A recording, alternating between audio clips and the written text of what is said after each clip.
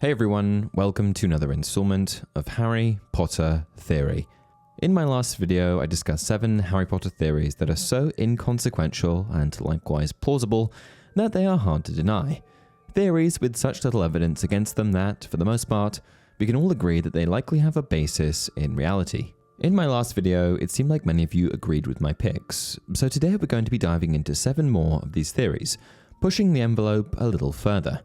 Let me know down in the comments section what you think. Let's dive in. Dumbledore fixed Hagrid's wand.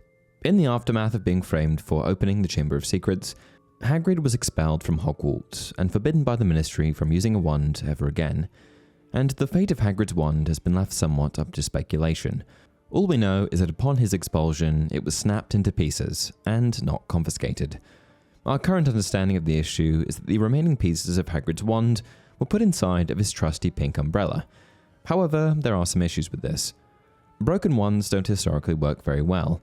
All we have to do is look to Ron's wand for proof of that.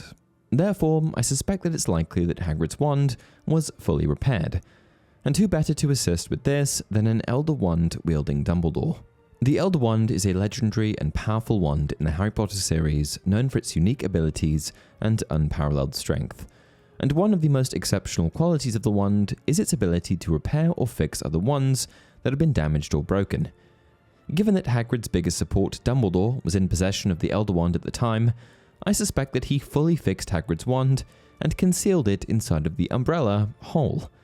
Dumbledore knew Hagrid was innocent the entire time, and while he couldn't undo his suspension from school, he could give him a job and fix his wand, a small act of grace that could help Hagrid continue on. Arthur made the Weasley Clock for Molly. The Weasley Clock is a magical timepiece and Weasley staple that resides in the Weasley family's home, the Burrow. Instead of simply telling the time, it has multiple hands, each representing a different member of the family. The clock indicates not only the time, but also the location and status of each Weasley. These statuses can include things like home, school, work, and even mortal peril. The theory goes that it was none other than Arthur who constructed this clock. Arthur has a proven track record of skillfully modifying Muggle artifacts to imbue them with magical properties. Case in point, the Flying Ford Anglia. Molly mentions that she doesn't know anyone else who has a clock like that, and when Dumbledore remarks on it in Order of the Phoenix, he mentions something to the effect of the clock not being very common.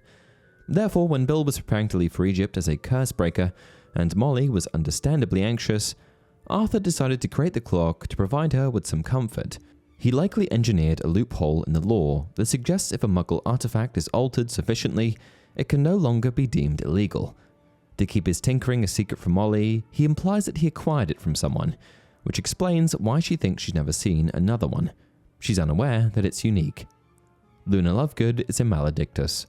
A maledictus suffers from a blood malediction, a type of curse that causes the sufferer to slowly transform into an animal over the course of their life.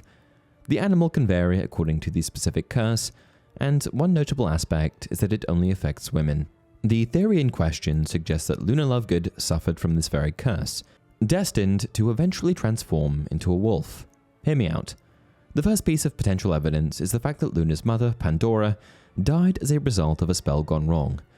The theory here is that Pandora, attempting to cure her own maledictus condition, was experimenting with complicated and uncharted magic. We don't hear many stories of characters dying from tragic magical accidents in the story, so to me this checks out. We also know that malediction is a blood curse and could be passed from mother to daughter. There's also her name.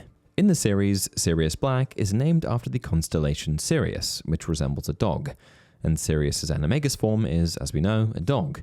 We see something similar with Nagini, which is clearly derived from the word Naga, a mythological creature in Indian folklore that can transform between a beautiful woman and a cobra.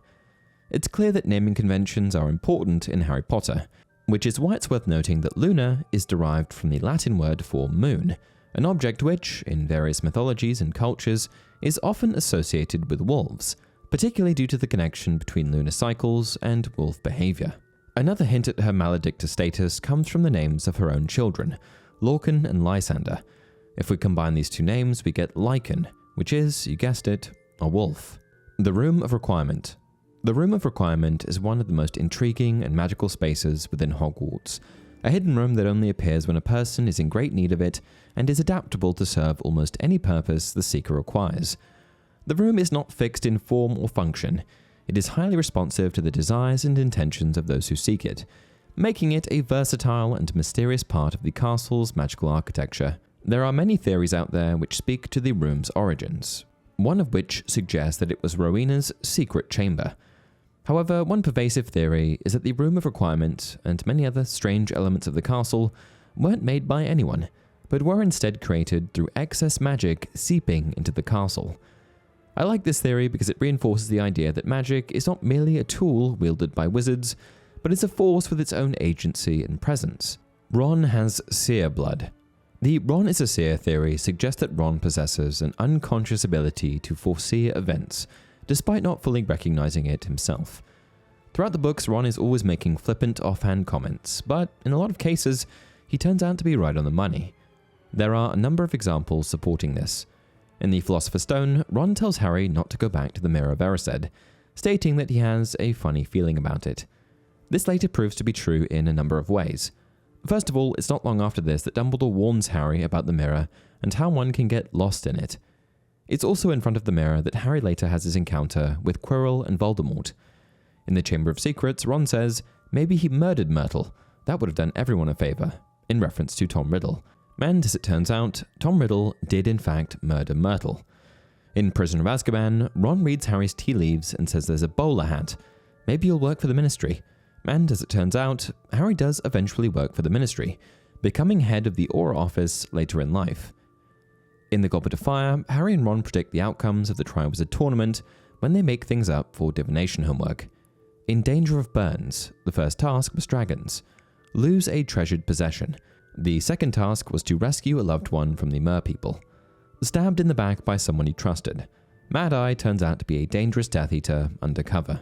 In the same book, Ron also says, I know Dumbledore's brilliant, but that doesn't mean a dark wizard couldn't fool him. And it's later revealed that Crouch Jr. had tricked Dumbledore into thinking he was Mad Eye Moody. Pair all of this with the fact that Ron is an expert at wizard's chess, able to predict the opponent's next move, and we've got a fairly decent theory on our hands. The Quibbler's Secret. The Quibbler is a wizarding magazine in the wizarding world known for its eccentric and often sensationalist content. Founded by Xenophilius Lovegood, Luna Lovegood's father, the magazine covers a wide range of topics, including magical creatures, conspiracy theories, and unusual phenomena. Its articles often contain bizarre theories and unconventional ideas, reflecting Xenophilius' quirky personality and belief in the extraordinary. However, one popular theory suggests that the Quibbler is actually coded with secret messaging. One example supporting this is when Luna talks about the Rotfang conspiracy in the Ministry around the same time that Death Eaters were infiltrating. I don't think you should be an Auror, Harry. The Aurors are part of the Rotfang conspiracy. I thought everyone knew that. They're working to bring down the Ministry of Magic. What is rotting usually related to? Death. And what are fangs usually related to? Eating. Death Eaters. Why Snape hates Neville so much. Snape isn't very nice to anyone in the Harry Potter series, but one person in particular that felt Snape's wrath on many an occasion was Neville Longbottom. The theory here is that Snape's animosity toward Neville Longbottom stems from the fact that Neville was the other child mentioned in the prophecy. The prophecy, delivered by Sybil Trelawney, foretold the rise of a child born at the end of July who would have the power to defeat Voldemort. While Harry Potter was ultimately the target of Voldemort's wrath, Neville's existence as an equally significant figure in the prophecy means that had Voldemort chosen Neville instead, Lily Potter might still be alive today. This treatment of Neville is of course entirely unfair, but could perhaps be the reason why Snape targeted him. And that's it for today's video. What do you think? Do you have any issues with these theories, or do they check out? I know these push the envelope a little more than the last ones. Let me know down in the comment section below. Until next time, remember, it does not do to dwell on dreams and forget to live.